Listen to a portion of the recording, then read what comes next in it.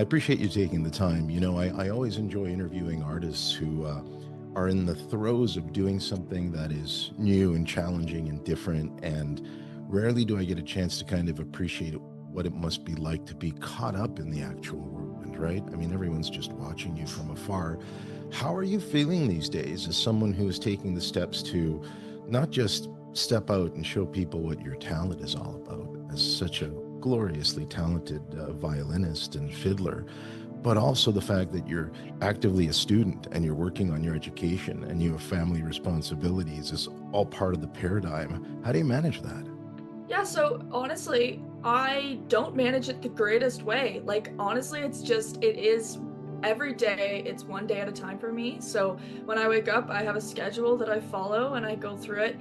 And there's so much change that goes on because you'll have like your publicist tell you, like this interview's coming up, this one's coming up, and this one I can't do anymore. And so it becomes like very overwhelming, and it's very easy to like let it kind of take you over and go to the mindset of, oh, I can't do this. Like this isn't something I can do long term. But I found that one of the things that I really like to think about when I get to that point where I'm like, oh my gosh, there's way too much, is I go back to the music. It's what I love, and what comes with that is like putting it out there because I want people to hear that. So like when I get to the point where I'm like, oh, I feel like super stressed, I'll go write songs. I'll go do that because that's the part that centers me. And then I can come back to doing this other work that goes along with it, which I also enjoy, but sometimes just gets overwhelming. And especially being a student now too, it's like there's a lot of different people who I communicate with on a daily basis. I would say like at least 25 people I'm constantly communicating with. And so it is a lot for like one person to deal with. But I always know that I have a support system. Like my parents have always been very helpful with my music career. And so they always say, call us, text us, and we'll see what we can do about some of these things that maybe I don't need to do myself. And so it's really great to have a support system in place. I mean, going into college, going into university, because it's a joint program, so there's a lot of different switching and stuff and paperwork and everything. I kind of didn't know how I was going to keep doing this, and I questioned that inside myself. But it really just comes down to a support system. And so my mom has been a manager for me. She's been, like a merch seller. She's been all these things. She's set up. She's been like a roadie. My dad's obviously my guitar player, but he does all those things as well in his spare time. They respond to emails. And then I have Eric as well, who's so helpful and just gets me these wonderful interviews that are awesome and these features and articles. And so having that support system is something I didn't have before I came to college necessarily. Like I didn't have a publicist. I was working like at home, and I would come home from high school, let's say, and it was like I couldn't separate work from my parents because we were always all like the round table kind of seeing what would happen. And so it was a lot of stress. And when I came here, I thought it would be more stressful, but actually having this support system and being able to connect with people and be in my own space is wonderful. So I think that I've kind of grown in this area, and it never used to be a strong area for me, is doing the stuff other than writing, and performing, because that's like my main goal. I want to perform, I want to write, and I want to put music out there. But to do that, there's all these other components. So of course it's like busy, but it's just always bringing myself back to the music. And that's glorious because by doing that, I guess it's embedded in your routine. So no matter how busy and frenetic it gets, whether you're doing the team irishmillie dinner time gathering or the official ones with publicity and marketing and management of everything on the business side, it's nice to know that you go into your creative portal, where I assume that is your space. And whether it's solitude or with someone who you're writing and experimenting music with, it's got to be like almost therapeutic, right? That's your cathartic moment to kind of get away from the fact that as things get more and more amplified, it's not going to get easier in that regard.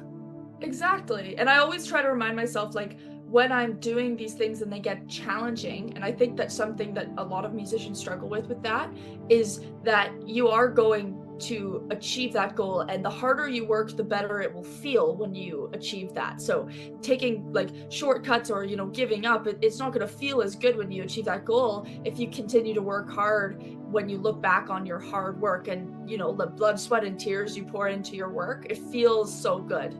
So I always also like to kind of keep that little quote, I guess, in my head too when I'm working. Plus, you must really find it quite endearing when you go to perform at a festival, or you're in a venue and it's in a small town or hamlet, and guess what? There's a music store across the street or right near the, you know, city center, wherever you're visiting. What do you think of that? The fact that as someone who picked up an instrument at a very young age, and I'm curious to know about that journey, but as a spectator of what music represents, it must be very nourishing for you to travel and know the fact that people still at the grassroots level love the organic, wonderful nature of what music is in their lives. Yes. So traveling, like when I was really young, my parents would take me to the East Coast. So this is like the example I'll use because it's, I mean, it's where like my music that I play comes from 100%, and Ireland and Scotland as well. But also there's a lot of connection to Cape Breton with that.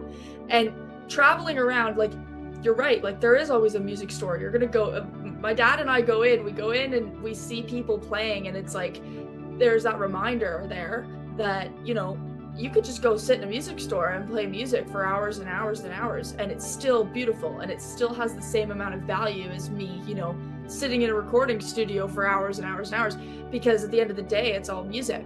And especially when I travel, I get to see people experimenting with different kinds of music. When I went to Denmark, it was so different to me, and it was like a cultural shock to like see how people played together, what happens when the music comes out, what is like the hierarchy, because in a lot of genres of music there is a hierarchy. You see at award shows and stuff like that, it's like, well, you know, you have the artist and then you have the public who pay to come in, and it's like, well, if you're the public, you're not as good as the artist and whatever. And I find that in a lot of the music scenes where I go, it's like everybody is the same, is the general consensus. So when you said like a music store, I'm like thinking, I go in and I see people playing and I'm just like, we are the same, like we share that, and it's wonderful. And I might choose to express it in a different way, maybe in a way that is like a job, but you're still expressing it. So that's another thing that I like really love about the folk music community too, because it's so different from any other music community. It's very inclusive. It doesn't matter if you love the music or if you're just fond of it. It doesn't matter if you know how to play something or if you just, you know, want to hear it, because everybody in this community is like, just come in. We want you no matter what, and you're enough and you're great just the way you are. And then you learn so much. And so like seeing people experiencing that on, like what you said, the grassroots level is impactful to me personally, because I remember a time when that was me, when I was at that grassroots level. And then it specifically also helps me when I go to teach at festivals, when I go to play, to really interact with the audience and be like, hey, like, I don't want to be on a stage in front of you and you guys are all looking up at me being like, wow, she's so great. Like, I would rather be one as a people and experience this together, because the audience is going to be experiencing my art, but so am I at the same time. And so it's like, who would I be if I just pretended like I was on like a different level than everybody else? And so, yeah, so like the folk music community, it's so special to me because of that too.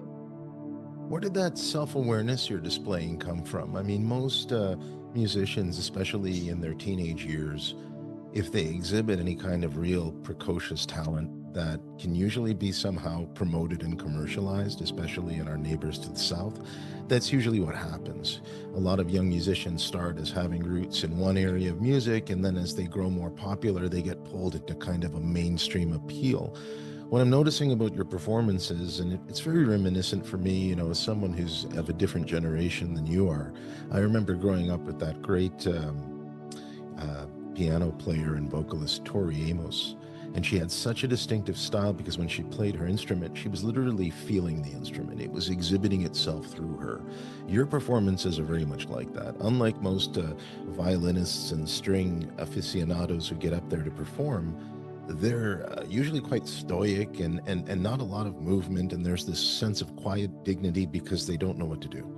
Whereas you're quite the opposite. You kind of take over the stage, you get the audience involved. You are the definition, I think, of a true musician entertainer. You're not just showing off your craft and adept nature with the instrument. You're saying, look at the energy I'm generating for you to feel to enjoy the show. Where did you get that from? Was that from your father, or is that something you just kind of developed that he helped you harness? So I think that's a really great question. My dad, like if I described my dad in a few words, I would say he's quiet, he's very reserved, and he just doesn't want to be in that spotlight. And so it seems really odd when people will come up to us, they're like, how are you like this and your dad's like this and you play music together? And even my mom, like she's an outgoing person, but she tells me all the time I couldn't get on a stage and do that. Like that's not something I could do. You know, I could pretend and give it my best, but it's not going to be like what you do. And I think that I got it from a lot of influence from watching and learning and seeing people. Something that I think a lot of people do is when they assume that they know how to do something and there's an opportunity to learn it, they go, well, I already know that. So like, I'm not going to pay attention. I'm not going to, take the time. What my dad always taught me, and this is where he comes into it, it's not like I got the personality aspects from him, but what he always said is even if you think you know something, you have to pay attention because you might end up finding a little golden nugget, is what he calls it, of truth that's in there that's going to expand your horizons. And if you can get anything out of something, you might as well take it because it's going to help you and the people who you are playing and performing for. Like that's it's a group effort. You're doing this to share with people and to make other people feel something. So that's important that you invest in yourself so that when you are on the stage, you can make sure you're investing properly in the people who've come to see you. And so when I was younger, I would watch people like Natalie McMaster perform at square dances, or the Leahy family, or I'm trying to think of the people, Tim Chason from the East Pointers, Cody Chason, Jake Sharon is a huge performer for me. Somebody who I discovered, actually, one of my bandmates is now in a relationship with this guitar player from a band called The Mudmen, and his name is Alex Chaudra, and he has this insane presence. And so through my life of being exposed to that, and that is also due to my parents because they would take me to these things and show me this culture and art. It's like, just because I saw somebody doing something super awesome once didn't mean that then it was like, well, that's it, now I'm going to be like them. It was like I would go and I would take my dad's advice and I would watch people's moves, their actions, what are they doing, how are they communicating, how are they making people comfortable. And I still do it. And I think that that's going to be an ongoing process for me for the rest of my life when I'm performing, because, as music evolves, so must the way that we perform it and the way that we talk and banter about it, as Murray and I do, my dad. And so I think that I generally got that from a lot of exposure to music, great musicians, but also advice that seems a little silly when you think about it, but not to overlook things that you think you know and not to pretend like you know things, because at the end of the day, if you try to learn, you're going to learn way more than anybody who thinks that they just know it. And so like I would see people up on stage do things that were so inspiring that I would come home and I would practice that, and my dad would be like, what are you doing? Like, what is that? And I'm like, well, I saw this, I want to do it, so let's do it. And we would do it. And then the next time it would be something completely different. And so now it's like I've compiled this, I guess you could say, like notepad or like button pad of like things that now I've made more combinations of, and I'll continue to do that. And so I think it's honestly just, it all came down to exposure and really great advice from my dad. That's inspiring, because I'm sure when he had his first moment of listening to Cream or Frank Zappa or Prince or any of these mercurial talents in music history, the first thing he probably wanted to do was pick up his fiddle and actually kind of understand it and learn it. And it's interesting because the violin, as its very nature in rock or the genre of contemporary music, is, I think, a horribly misunderstood instrument. I think it has the power and essence to be something so dynamic. And this is speaking to a person who, when he was 18, 19, was listening to David Cross play with King Crimson, or Jean-Luc Ponty, or Jerry Goodman playing with the Mahavishnu Orchestra, which was extremely, for me, an existential, mind-blowing event, because it showed you what a proficient person with blues, jazz background, and then bringing it to rock can do through that instrument. I almost feel like you can pretty much play anything you put your mind to and give it such an interpretation that most people would have their breath taken away just from listening to you. And I see that at some of your festivals, and you hear the comments after, and people are like, oh my God, what was that? I mean, in some cases, your audience probably has no clue what you're doing, but you're doing something, that's for sure, right? Exactly, yeah. So, like, I would agree totally that violin, fiddle, like, however you, like, label it, is totally an instrument where people close a door and they put it in a box, and it's like I did too for a very long time. Even when I started, it was like, it's the classical box or it's the folk box, and that's it, and that's all there is. And like, I think that it was mainly because that's all I'd seen at that time in my life. So like, I was very naive about it and green, and I was just like, I didn't know what I was doing. And I think it's put there because in history, like music history, and like, I'm not about to pretend like I know everything about music history, because I definitely do not. But I feel as though it is depicted as an instrument that is closed. It's, you know, fancy, or something that is like a delicacy almost. And so people get intimidated by that, and they don't understand, you know, it is something you can improvise on. It is something that has multiple genres. And actually, I think it's an instrument where you can make your own genre on it. If you really wanted to, you can actually push that barrier way further. And I started to learn that I could do that because I would travel and I would hear people playing other styles. And then because I would stay somewhere for a long time, I'd pick up. It's a little bit like when you go somewhere where people have an accent, and when you leave, you know, you might say some words a little differently, like unconsciously, just because you've been exposed and you've been around it. And you do that with the fiddle. And then I'd come home, and then I'd go to BC and do the same thing, and then Denmark and do the same thing. And then eventually I was like, oh my gosh, like, you could play anything on that. Like, you could actually like do whatever you wanted to. And the other thing is that when I started school and I would tell my professors, hey, I play like the violin, they would be like, oh, like classical. I'd be like, no, folk, but you know, like I can do a lot of different things. And when we would do ensembles, they would put me in one, and I would say, I would like to be in like the pop ensemble. And they're like, what? I'm like, well, if you actually look at, you know, like pop music as like a history, there is a lot of string pads that are in there that you can pull from. And so it's just like this like really big, like discombobulated, total like mess of a thing that came together. And I'm just like, this instrument is like a voice. It's almost like singing, because it's a melody instrument. It could be a chording instrument. You know, you could use it in so many ways. One of the examples I use all the time when I talk to people when I'm teaching, who, you know, get really caught up with technique and, you know, like, which way does the bow go? And I was never that kind of person when I was learning. And it's not to say that being that kind of person is a bad thing. It's just I wasn't. And I say what my first fiddle teacher taught me, her name is Sally Peary, and she said she went to a competition one time, and one of her students played, instead of with a bow, with a broomstick, like for real, like with a broomstick on the fiddle. And I was like, wow, that's incredible. So I share that with people, and then it opens this window for them, and they're like, I could play, you know, you could play like the background of a rap track, you could play classical, you could play country. I started playing with country bands a little while ago. It was like, wow, this is really cool. Even though fiddle, you know, country and fiddle do go really well together. Bluegrass music that comes from, it's rooted in the States, mixed with Irish and Scottish ornaments. And it's like, wow, now I've made something that sounds completely different.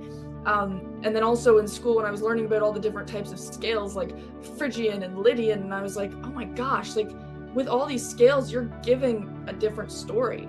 So really, there's an endless amount of possible combinations that you can do. But I think that the instrument itself is just intimidating to people.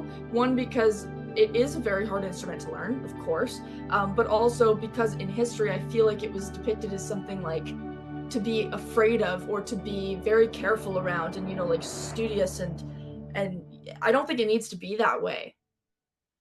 I agree, especially when you think about the cultural impact of the instrument in our films, in our entertainment, right? If you think of any, I don't care whether it's a 60s or 70s drama or a 90s thriller, or you're watching something that's CSI related and is a modern show about the Kardashians, when there's usually a moment of like the denouement, right? There is that violin crescendo that comes out that like lifts the emotions, it Yes. amplifies the moment. It's like you said, it's a strange instrument in that it's very enigmatic.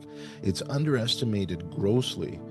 And I've had a chance to, especially recently, interview just some really talented musicians. One of them was Kim Caskew, who is the country's first female tuba player. And the thing she can do with that instrument is an example of what happens when you underestimate the talent of a person.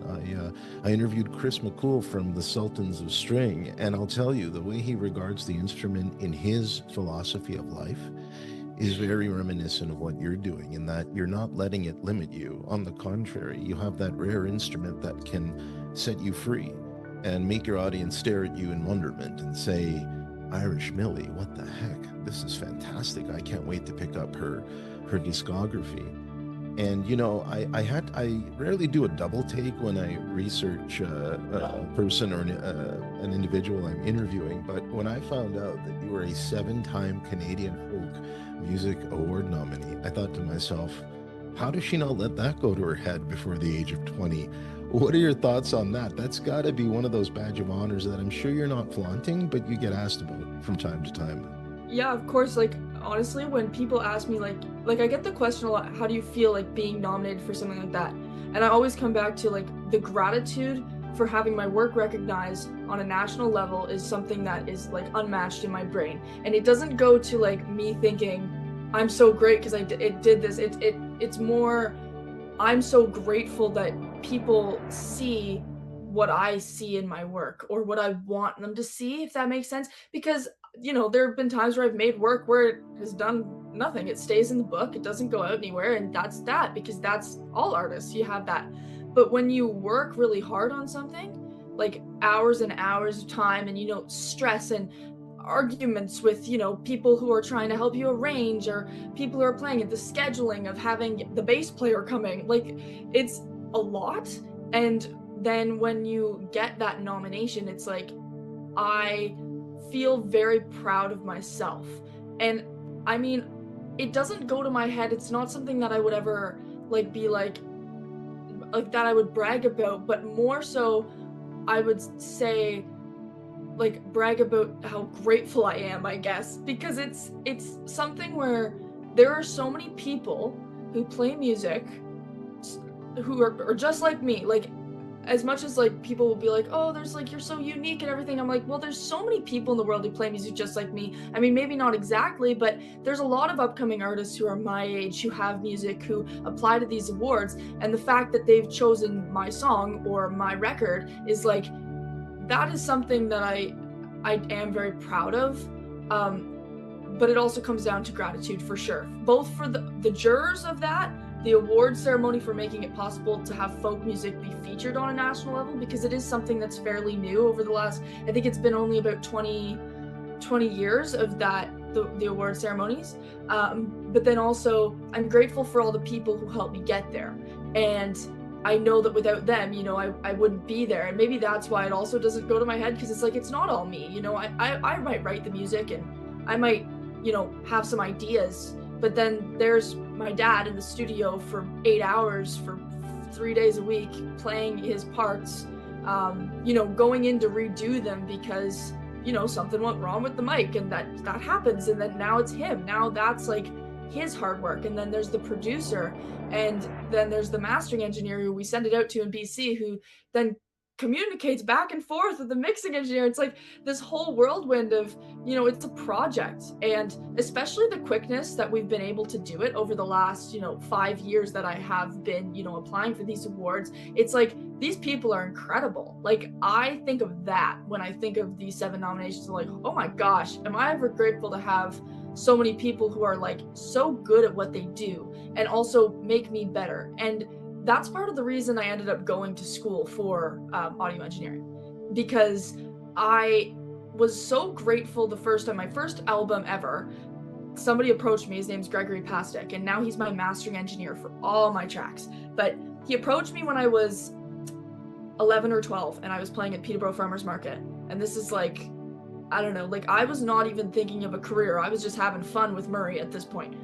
But he said, I want to do an album with you, and we did it. And I was like, oh, this is possible. Like, this can happen. Like, I can do this. I love this. This is awesome.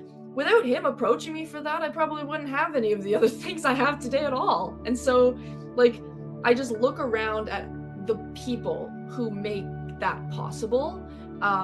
Because if it was just me alone, you know, maybe I might have one nomination, maybe, but having 7 requires a village, and I'm just so happy to have that village in my life.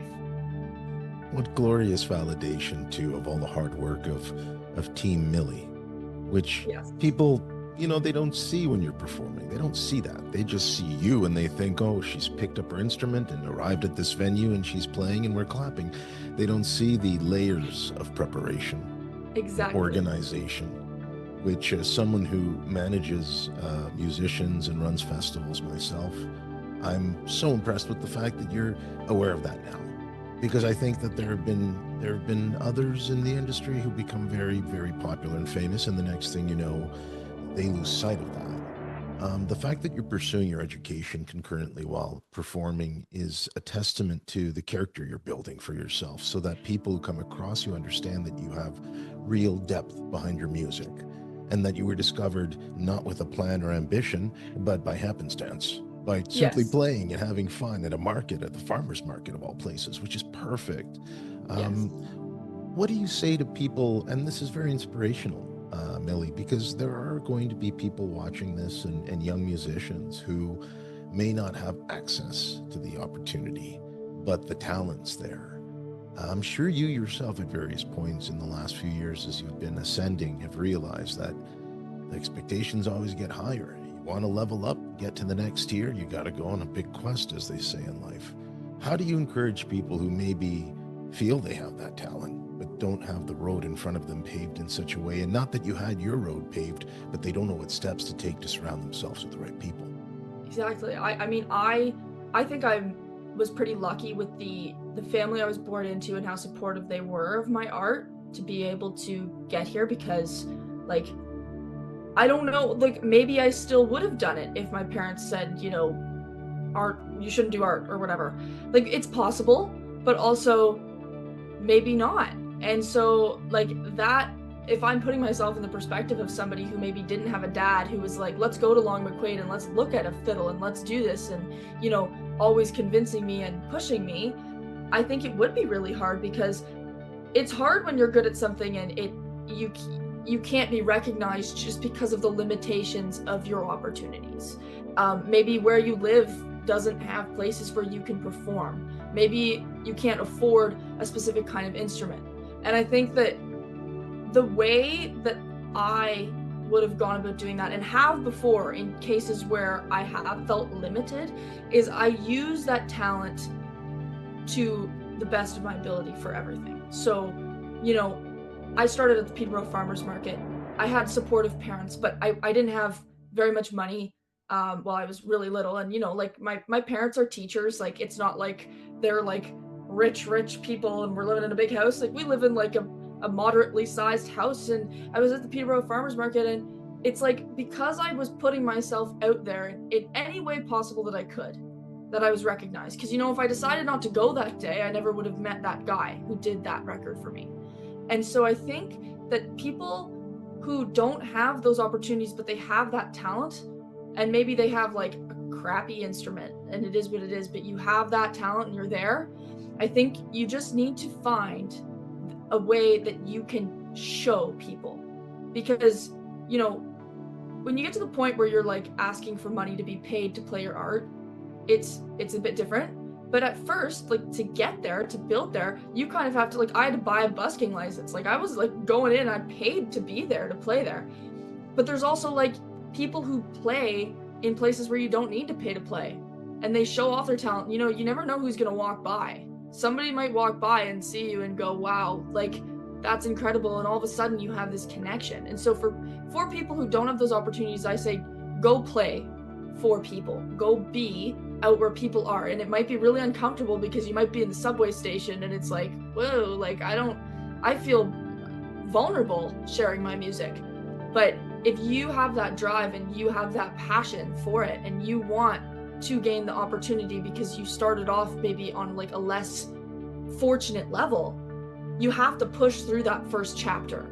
And when you get your first connection with somebody, often comes more connections and more people. And when someone sees something in you, you know, like someone who's in the industry, like Gregory Pastic, who saw me, he was probably thinking, well, I have a whole label, you know, I've been on this planet for decades and I have so much to offer. And there are very good people in the world who want to help, who want to make that happen for you because they were probably there themselves at some point and they wish that somebody would have helped them and they want to pay that back. So get out there and show it off and don't stop until someone sees you. And I mean, that doesn't necessarily mean that if somebody doesn't see you, if you're doing it for a year, that you're not good or you're not worth it or you're not enough, because you are. But to get to the point where you can do it as a profession, you need to use that power you have in your playing and your singing and your talent to convince someone. Like it is a little bit of a game. And I even notice that now, because when you do have a lot of connections, like I have a lot of people who have my back, who send me things. Even though I have connections, sometimes I'm like, I fall a little short in some areas and it's like, oh, darn, I really wish, you know, I want someone to notice this so that I can get this opportunity. And it all comes back to that, you know, I got to get my fiddle out and stand in this hotel lobby and play, which I've done like many times just because, and even though I have albums out and stuff, it's like, this is the circumstance, I'm doing it because I'm not giving up. And I think that I was given this gift of music to do better by the world. And so something will happen. Like you have to have faith in that, if that makes sense. But there are good people who do want to give back, who were where you are. And so they will come through for you.